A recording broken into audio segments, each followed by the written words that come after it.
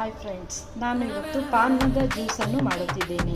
ಅದಕ್ಕೆ ಬೇಕಾಗುವ ಸಾಮಗ್ರಿಗಳನ್ನು ಇದರಲ್ಲಿ ಹಾಕುತ್ತಿದ್ದೇನೆ. ಪೀಸ್ ಮಾಡಿದ ಪಾನನ್ನು ಹಾಕಿದ್ದೇನೆ, ಏಲಕ್ಕಿ ಪುಡಿಯನ್ನು ಹಾಕಿದ್ದೇನೆ. ಈಗ ಸ್ವಲ್ಪ ಬಡೆ ಸೊಪ್ಪನ್ನು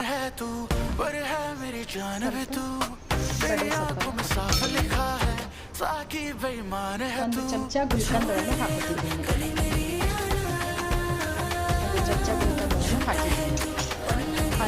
ಇದಕ್ಕೆ ಸ್ವಲ್ಪ ನೀರು ಮತ್ತು ಐಸ್ ಕ್ಯೂಬನ್ನು ಹಾಕಿ ಇದನ್ನು ಮಿಕ್ಸಿ ಜಾರಿನಲ್ಲಿ ಮಿಕ್ಸಿ ಮಾಡಿಕೊಳ್ಳಬೇಕು. ಈ ರೀತಿ ಮಿಕ್ಸಿ ಮಾಡಿಕೊಂಡ ನಂತರ ಇದನ್ನು ಸ್ಟೇನ್ ಮಾಡಬೇಕು. ಇದಕ್ಕೆ ಸ್ವಲ್ಪ ಹಾಲನ್ನು ಸೇರಿಸಿದ್ದೇನೆ.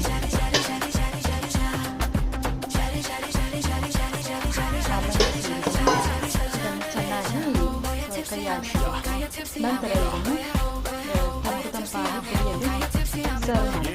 ಮೇಲೆ ಗುಲಾಬಿ ದಳಗಳು, ಆಮೇಲೆ ಬಾದಾಮದ ಇದರಿಂದ ಪೀಸ್ನಿಂದ ಇದನ್ನು ತಂಪಾದ ಬಿಸಿ ಬಿಸಿ ಬೇಸಿಗೆಗೆ ತಂಪಾದ ಪಾನೀಯವನ್ನು ಸವಿಯಲು ಸಿದ್ಧವಾಗಿದೆ. ಇದನ್ನು ಸರ್ವ್ ಮಾಡಬೇಕು.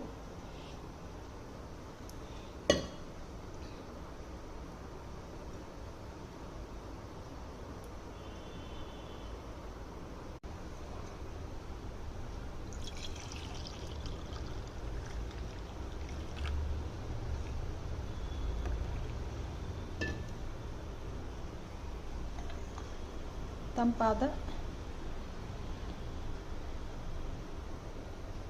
ಇದನ್ನು ಬಾದಾಮ್ ಮತ್ತು ಇದರಿಂದ ಗಾರ್ನಿಷ್ ಮಾಡಬೇಕು.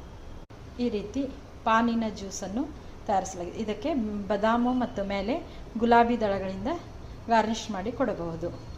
ಟೇಸ್ಟು ಸಖತ್ತಾಗಿರುತ್ತೆ. ಬೇಸಿಗೆಯಲ್ಲಿ ತಂಪಾಗಿ ರುಚಿಕರವಾಗಿರುತ್ತದೆ. ಸವಿಯಲು ಸಿದ್ಧವಾಗಿದೆ. ಇದನ್ನು ಈಗ ಸರ್ವ್ ಮಾಡಬಹುದು.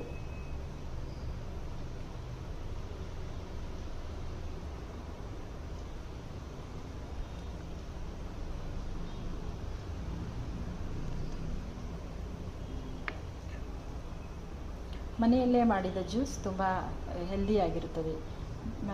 ಇದರಲ್ಲಿ ಏನು ಪ್ರಿಸರ್ವೇಟಿವ್ ಮತ್ತು ಏನು ಕಲರ್ಸು ಏನೂ ಇರೋದಿಲ್ಲ.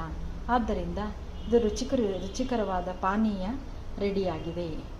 ಪಾನಿನ ಶರ್ಬತ್ ಅಥವಾ ಪಾನಿನ ಡ್ರಿಂಕ್ ಕೂಡ ಅನ್ನಬಹುದು.